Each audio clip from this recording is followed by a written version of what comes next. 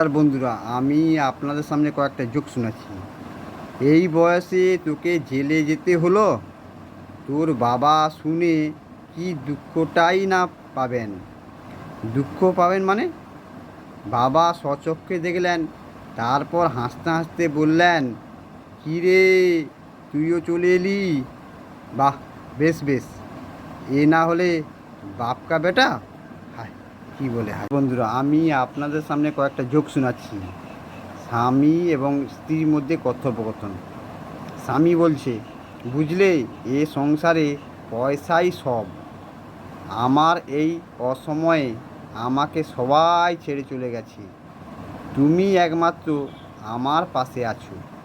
স্ত্রী বলছে, এইমাত্র ব্যাগ গোছানো শেষ হলো, এখন বিদায় নিতে এলাম। হায়, কী বলে হায় হায়। নমস্কার বন্ধুরা, আমি আপনাদের সামনে কয়েকটা জোক শোনাচ্ছি। জানো তো, মানুষের জানার কৌতূহল কোনো শেষ নেই। আছে স্যার, কখন মারা গেলে। হ্যাঁ, কী বলে হ্যাঁ। নমস্কার বন্ধুরা, আমি আপনাদের সামনে কয়েকটা জোক শোনাচ্ছি। প্রথম বান্ধবী ও দ্বিতীয় বান্ধবীর মধ্যে কথোপকথন। প্রথম বান্ধবী বলছে, তুই কি প্রথম দেখাতেই ওকে ভালোবেসে ফেলেছিস? দ্বিতীয় বান্ধবী বলছে, না, দ্বিতীয়বার দেখার পর। প্রথম বান্ধবী বলছে, প্রথমবার নয় কেন? দ্বিতীয় বান্ধবী বলছে, প্রথমবার জানতেই পারিনি যে ও এত বিশাল সম্পত্তির অধিকারী। হায়, কী বলে হায়। নমস্কার বন্ধুরা, আমি আপনাদের সামনে কয়েকটা জোক শোনাচ্ছি।